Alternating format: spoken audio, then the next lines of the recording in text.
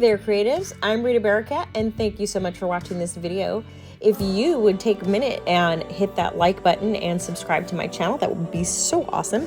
Today I am working with some watercolors on this watercolor paper, which is going to go in a recycled frame. And I'm starting with some Daniel Smith coloring sticks. They're watercolor sticks.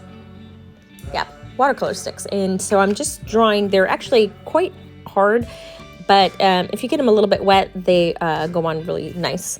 And I'm using that just on the edges because I wanted the edges to be a little bit darker than the rest of the background. So I have already drawn the piece. I already lined it. And I did use a pit pen so that it wouldn't smear because I knew that I would be painting on top of it. So all of the wording I already did with a pit pen. So you want to make sure that whatever pen you're using, that it's something that's going to be permanent and water safe, so that you can paint and not worry about the lettering if you're going to do that. And I did the lettering first so that I can erase anything before I add watercolor on top, so that I can erase any lines that I had for the writing. With the painting, I don't worry about that so much because the paint does cover the areas that are drawn. So I'm using some water and adding on top of the water different colors of watercolor to make this fun effect. This kind of tie-dye effect on this little birdie.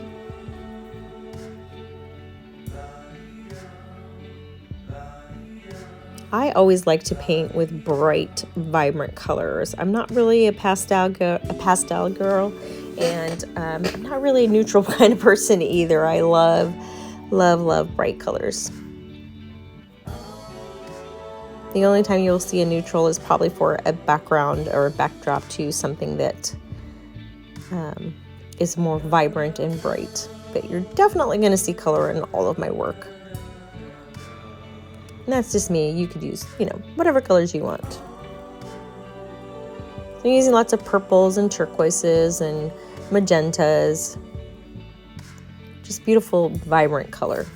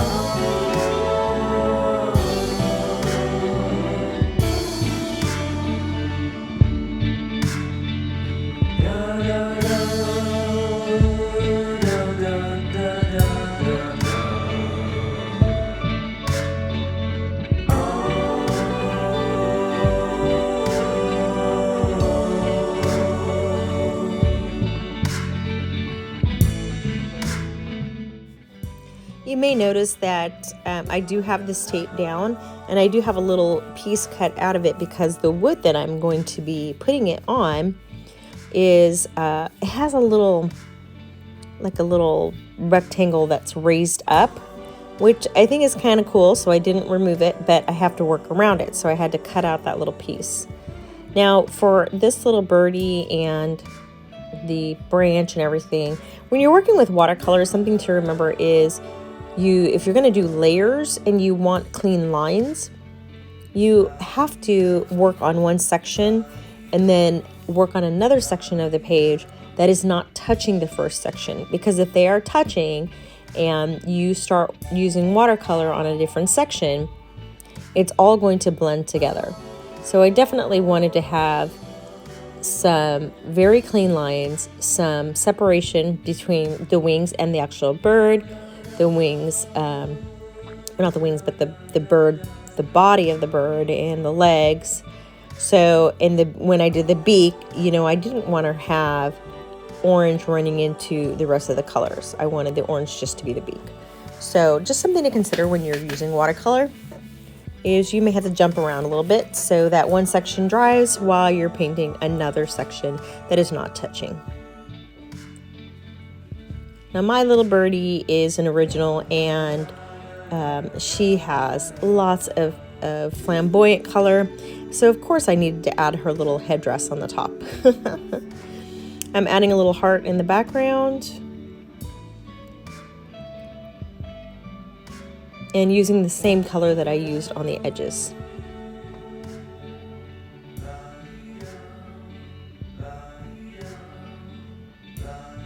Now here's the recycled frame that I have, and so I'm putting down some gel medium, and I'm making sure to get every area covered, especially the corners and around that little rectangle plate, because I want to make sure that nothing looks weird or sticking up or having bubbles in it. So I wanted to make sure that everything is going to stay perfectly flat and stay into this frame.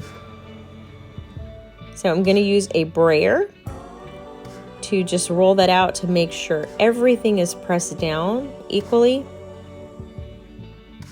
even in those corners and around that little rectangle. And so around the little rectangle was a little bit more, you had to pay attention to it a little bit more. So I'm using the same color that I used on my paper on the frame. This frame was gessoed because it did have a design on it, and I wanted to cover that up. So the gesso has some nice texture to it, so it makes the paint grab onto it really nicely.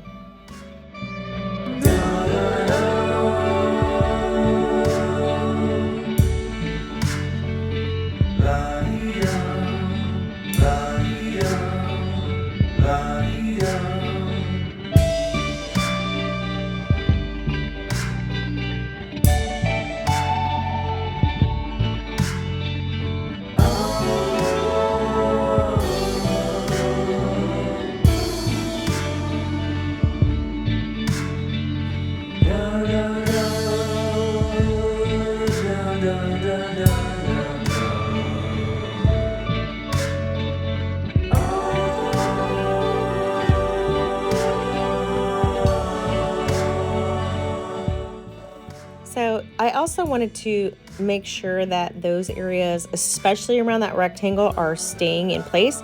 So I'm using a paintbrush to kind of push that back, the back of the paintbrush to push that down and make sure that it's all sticking and it's all even. And I hope that you like this video, you will like it, and subscribe to my channel. I also wanted to invite you to Mixed Media Monday, every Monday night at 8 p.m. Central Standard Time on Facebook at Rita Bearcat 1 for a live episode. And thank you so much for watching. I will see you in the next video.